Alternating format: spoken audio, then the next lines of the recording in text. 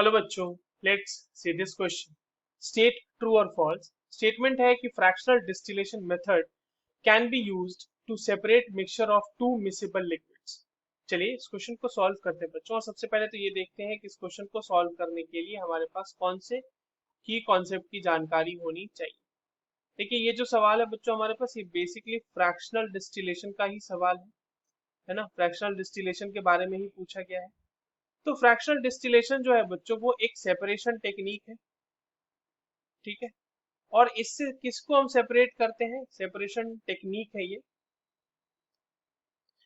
And it is used for separation of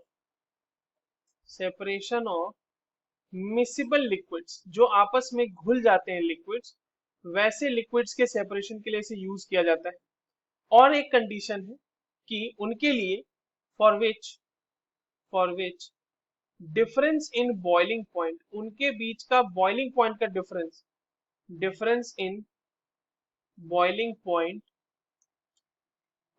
point is less than 25 के, यानी 25 kelvin से कम अगर डिफरेंस है बॉइलिंग पॉइंट्स का, तो वैसे लिक्विड्स के लिए हम फ्रैक्शनल डिस्टिलेशन का यूज करते हैं, जहां पे हमें अलग अलग फ्रैक्शंस में बच्चों, फ्रैक्शनेटिंग ट्यूब जो होती है हमारे पास, उसमें अलग अलग हमें फ्रैक्शंस पे अलग अलग जो गैसेस होते हैं या फिर जो वेपर्स होते हैं लिक्विड्स के, वो ऑब्जर्व होते हैं।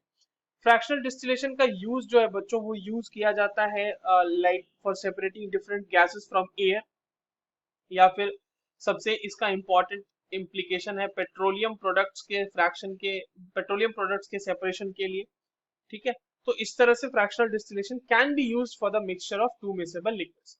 So the given statement is true. I hope you understood this well. All the very best.